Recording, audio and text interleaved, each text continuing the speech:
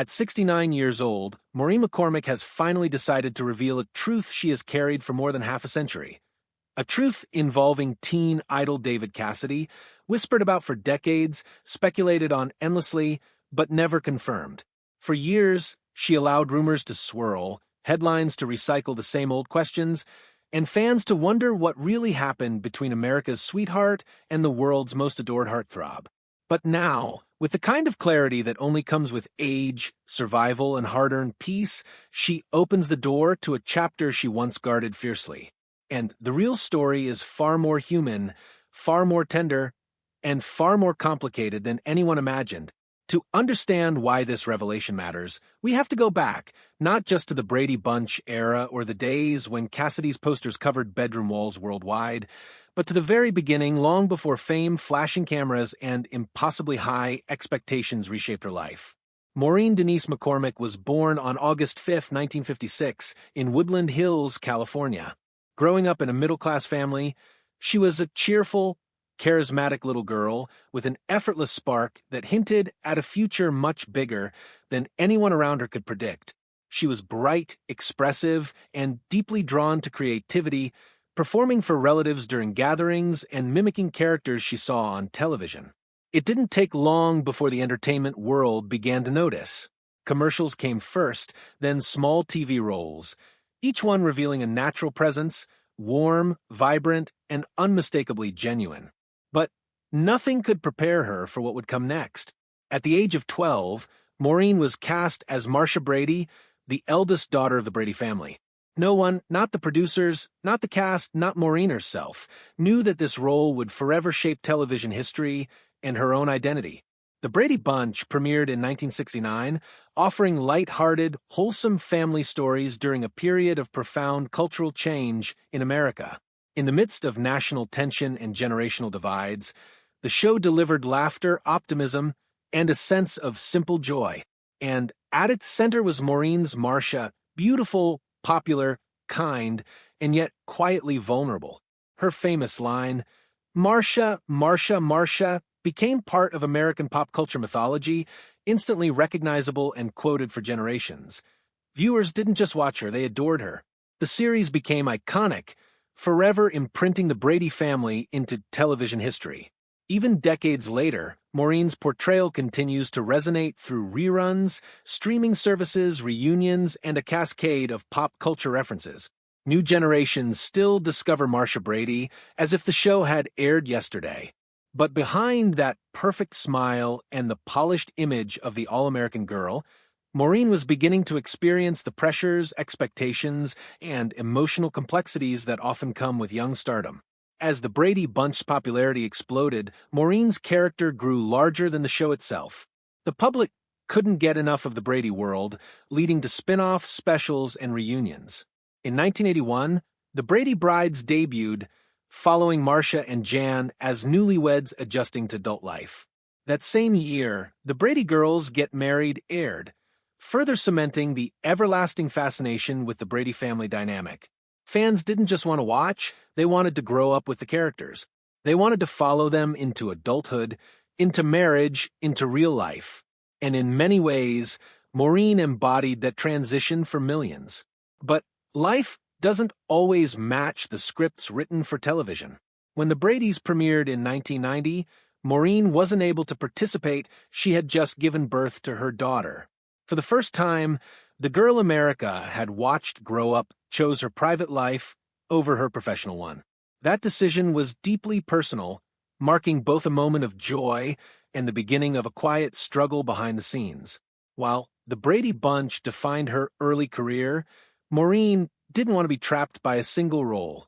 She expanded into a wide range of television appearances: Donnie and Marie, Happy Days, Vega Dollar, Fantasy Island, The Love Boat, and Streets of San Francisco, each one allowing her to experiment and explore new sides of her talent. She moved into film as well. The Idolmaker, 1980, a drama rooted in the music industry. A Vacation in Hell, 1979, a suspense-driven TV movie. Skatown, USA, 1979, which captured the energy of the roller skating era. Return to Horror High, 1987, a comedic horror hybrid. These roles allowed her to break free of the Marsha Brady label, at least professionally. But emotionally, the public image was impossible to escape. She wasn't just Maureen. She was America's perfect big sister. And the pressure to maintain that perfection slowly began to take its toll. During her time on the Brady Bunch, Maureen developed a complicated romance with Barry Williams, who played Greg Brady. Their chemistry was undeniable both on set and off, but the relationship was intense, unpredictable, and made all the more confusing by the fact that the world saw them as siblings. This internal conflict, feeling something real while pretending to be family on screen, was hard enough. But it was only the beginning of Maureen's struggle with identity, expectation, and the blurry lines between performance and reality. By the time the series ended in 1974, Maureen was 18 years old, thrust suddenly from child superstardom into the chaotic world of adult fame. For the first time, she had to navigate Hollywood without the structure of a weekly series or the protective bubble of the Brady set. And that is when her life began to unravel. Hollywood in the 70s was a galaxy of bright lights, endless parties, and easy temptation. Like many young stars, Maureen found herself drawn into a dangerous lifestyle, cocaine, quaaludes, and a cycle of escapism that began slowly but soon consumed her life. She missed auditions. She showed up impaired.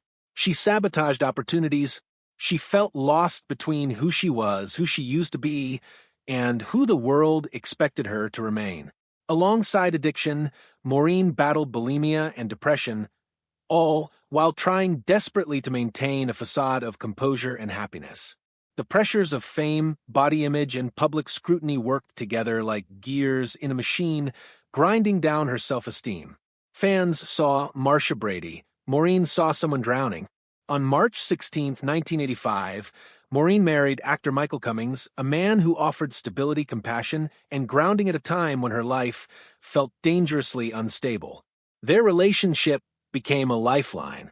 Michael refused to enable her addictions and instead encouraged her to seek help, confront her pain, and rebuild her life one step at a time. In 1989, Maureen gave birth to their daughter, Natalie Michelle. Becoming a mother shifted something deep within her. She no longer wanted to escape her life, she wanted to reclaim it. With therapy, medication, rehabilitation programs, and the unwavering support of her Brady castmates, her second family, Maureen slowly rebuilt her confidence, her health, and her sense of purpose. Her 2008 memoir, Here's the Story, Surviving Marsha Brady and Finding My True Voice, revealed the full extent of her struggles and helped destigmatize addiction, bulimia, and mental illness for many readers. In the 2000s and beyond, Maureen rediscovered the joy of performing. She appeared on Dancing with the Stars, I'm a Celebrity, Get Me Out of Here, and co-hosted Frozen in Time, a design-focused home renovation series. She evolved from a teen idol into a woman of strength, resilience, creativity, and humor. And she proved that survival is not just about overcoming hardship. It's about choosing again and again to reclaim one's voice and identity. For decades, one question lingered around Maureen McCormick's life, whispered by fans and journalists alike. What really happened between Maureen McCormick and David Cassidy? The two young stars first met in the early 1970s at publicity events, tapings, promotional gatherings, places where teen idols were swarmed by fans, expected to smile endlessly, and kept under constant watch by studio handlers. David Cassidy was the ultimate heartthrob. With the Partridge Family, he became an international sensation, posters on every wall, sold-out concerts, mobs of screaming teenagers wherever he went. Maureen was America's golden girl. They were young, they were beautiful, they were living inside a whirlwind of attention, pressure, and fantasy, and they understood each other in ways no one else could. In her late-life confession, Maureen finally admitted, "Yes, David and I had a connection. It wasn't long, but it was real in that moment. He made me laugh. He made me feel seen. And he was someone I could trust when the cameras weren't rolling. It wasn't a scandal. That IT wasn't a tabloid romance. That IT was two teenagers finding solace in one another amid pressures they weren't prepared for." Studios at the time managed their young stars with an iron grip.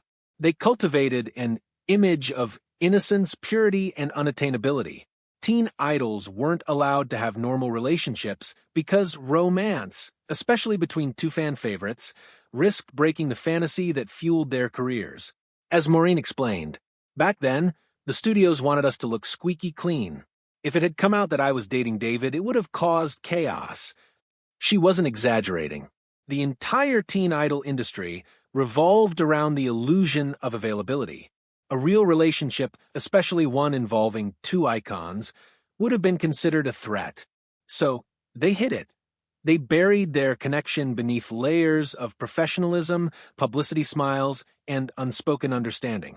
As years passed, Maureen watched from afar as David Cassidy's life became increasingly difficult. His struggles with alcoholism, the pressures of early fame, financial troubles, and personal heartbreaks became tragically public. He died in 2017 at the age of 67, leaving behind a legacy both brilliant and bittersweet. With tears in her voice, Maureen said, "I wish I could have been there more for him. David had such a beautiful soul. Fame lifts you up so high, and then it can crush you. I knew that feeling because I went through it too." She saw in David a mirror of her own pain, the suffocating weight of expectation, the loneliness behind the spotlight, the ache to be understood rather than idolized. Her confession isn't about sensationalism, that it's about compassion, that it's about remembering him as a human being beyond the posters, the songs, and the screaming crowds. As she looks back now, Maureen speaks with a kind of peace, gratitude for survival, gratitude for clarity, gratitude for people who crossed her path in meaningful ways, even briefly. About Cassidy, she concludes, "David Cassidy was special to me, and that's something I'll cherish forever." No drama.no scandal, just truth. Two young stars, caught in a storm of fame they never fully understood, finding a moment of connection in a world that demanded perfection but rarely offered understanding. This is the chapter Maureen kept private for half a century. Now, finally, she shares it, not to sensationalize the past, but to honor it with honesty, dignity, and the wisdom of a woman who survived the long, winding road from child stardom to authentic selfhood. And in that truth, she gives fans not just a revelation, but a reminder that behind every icon is a deeply human story waiting to be told.